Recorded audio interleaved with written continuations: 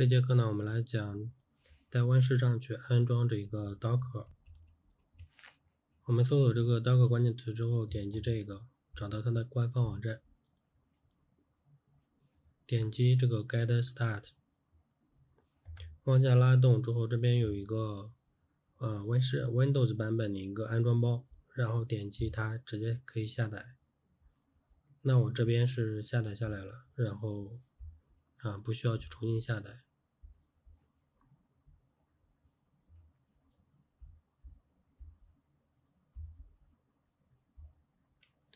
点击，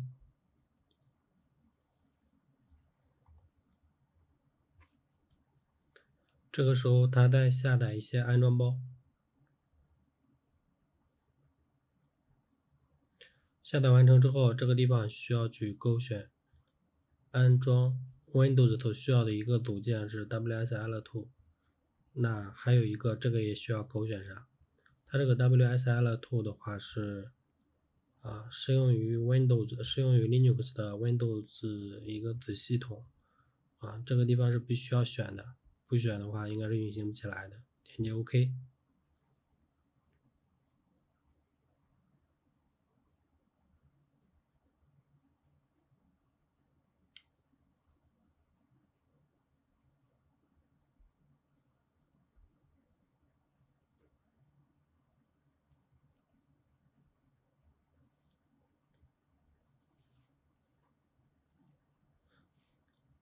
那到这里的话，就是我们的这个 Docker 桌面版就安装完成了。点击 Close， 双击启动这个 Docker。这个时候我们点击这个同意这个按钮，然后点击 Accept。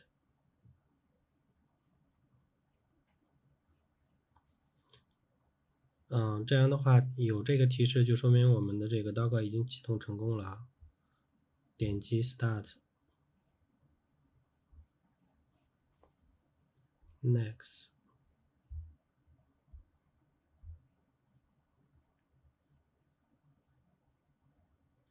我们可以拷贝这一条命令，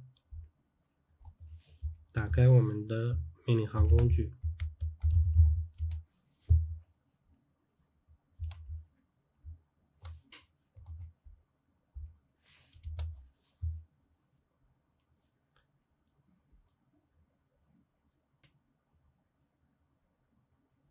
它这个是本地是没有这个镜像的，所以说它这个是需要去 Docker Hub 那个网站去下载，下载完之后去安装这个镜像。我们也可以看到上面这个地方安装完成了，它给了一个字符串这个是我们的这个容器的 ID。然后我们看一下容器，然后我们点击这个 CLI，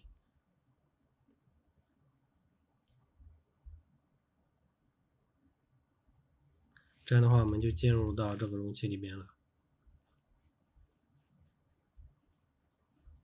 这是我们下载的一个镜像。